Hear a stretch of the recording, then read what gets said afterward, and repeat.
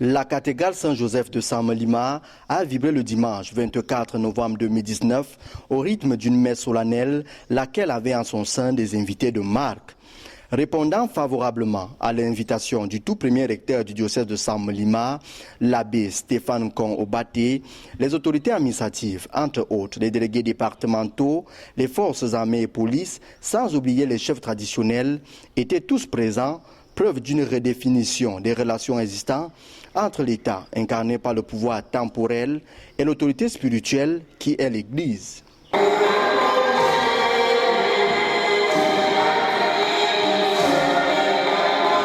C'est justement la motivation première de cette initiative louable et appréciable. Monsieur le recteur l'a clairement souligné dans son homélie.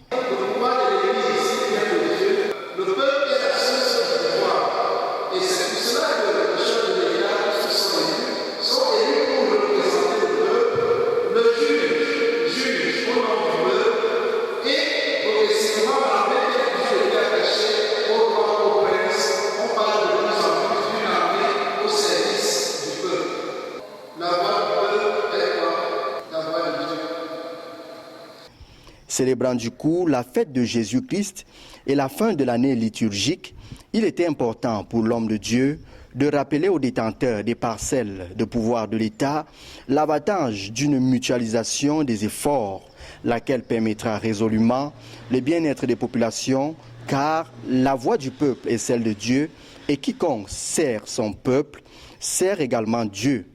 L'on pourrait donc se souvenir de ces paroles du Christ, je cite, « Je suis venu non pour être servi, mais pour servir. » On a besoin véritablement d'une église aux côtés de l'État et on a besoin d'un État aux côtés de l'église pour le bien-être de ces populations et que nous puissions relever les défis de notre temps. Oui, nous devons entrer dans une ère de collaboration parce qu'on dit que l'église, notre État est laïque et qu'il y a séparation de l'église et de l'État.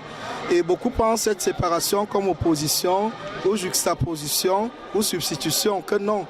Justement, il y a ce que nous appelons l'autonomie des réalités terrestres. L'État a son domaine d'action, l'Église a son domaine d'action, mais toutes ces deux institutions se rejoignent dans le service et des fidèles et du peuple. Et donc nous devons entrer dans cette ère de collaboration pour que nos fidèles et notre population et notre peuple, améliorent leurs conditions de vie. C'est très important, une église et un État main dans la main. Un autre arrêt majeur de cette cérémonie cultuelle, c'était bien évidemment la bénédiction de Dieu par le prêtre aux autorités administratives, militaires, sécuritaires et traditionnelles, celles-là même qui chaque jour consentissent des efforts et sacrifices pour le bien-être des citoyens. Plusieurs prières ont été élevées pour la spiritualité des fidèles, le fonctionnement de l'État, mais aussi et surtout pour les finitions de la cathédrale et du presbytère.